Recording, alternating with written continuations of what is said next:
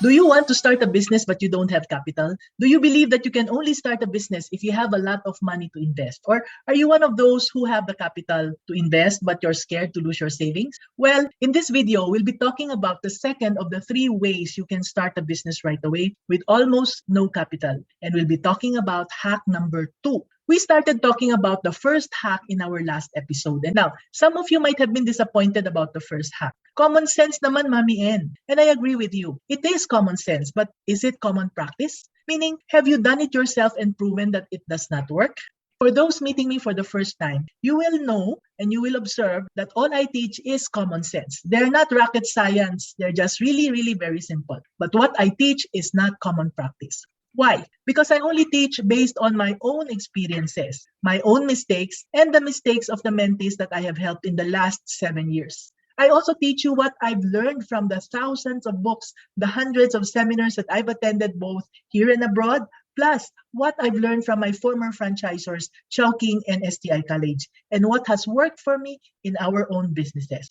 So in the last episode, we mentioned that the best way to start a business is with only small capital. Actually, when I say small, I'm talking about 5,000 pesos to 15,000 pesos. This is the only amount I want my mentees to prepare in the first business they will start. Why? We said that starting a business is just like learning how to swim or drive a car. We don't learn just by reading a book or watching a training video like this, right? The best way to learn is to do it step by step and beside a driving or a swimming teacher. Remember, this is not only faster, but it is also more effective because you will be a better driver if you learn from a driving school. You will also be a better swimmer and you will swim faster if you were taught the right way by a swimming teacher. And if it is your first time to swim or drive, you don't jump into a 10-foot pool right away or drive your new Mercedes-Benz, right? It's the same thing in learning how to start a business. So here are my business tips for you. Number 1, never start with a big capital if you are a beginner. Number 2, it will always help if you have a business coach and mentor. So we said that if you really do not have the money for the mentor and the starting capital, the first hack is to declutter and sell some of the old stuff that you no longer need. And this brings us to the second hack of the 3 ways you can start a business right away with almost no capital. And hack number 2 is to monetize your talents. The word is monetize. Monetize means to convert it to money. Now, do you bake? Do you have a favorite recipe that everyone loves, like your unforgettable arroz valenciana or adobo?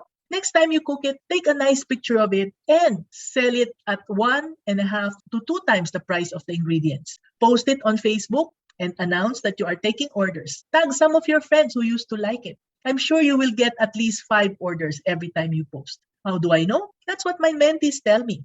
Will this be sustainable as your business? Not really. From what I've seen, not even 1 out of 100 people who do this is able to grow his business. Because after a while, either people get tired of your brownies and your arroz valenciana or your adobo, or you get bored cooking the same thing again and again. Remember, the goal at this point is to generate the fee for the mentor and the 5,000 to 15,000 pesos to start. The goal is just to learn and master the 5 steps in starting a business. Now, what if you are like me and you also don't cook or bake? And you have already decluttered so that there is really nothing more to sell? Well, I'm sure you have some talents by now. I have a friend who can drive. And what he does is that he offers his driving services for an hourly fee to his friends and neighbors. I have some mentees who generated capital by ghostwriting speeches or beautifying PowerPoint presentations of busy executives who don't have time to do it themselves. All they did was post on their Facebook profile and the Facebook groups they joined to announce that they are doing these services for a fee.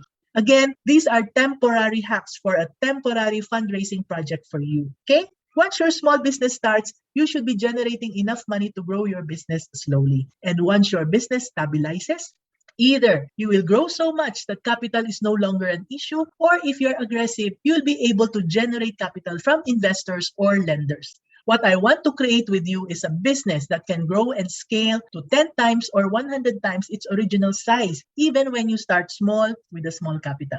So the first hack you can do is to declutter, and the second hack is to monetize your talents. Remember, we are talking about a hack which is temporary. It is something you do just once or twice and not for a long time.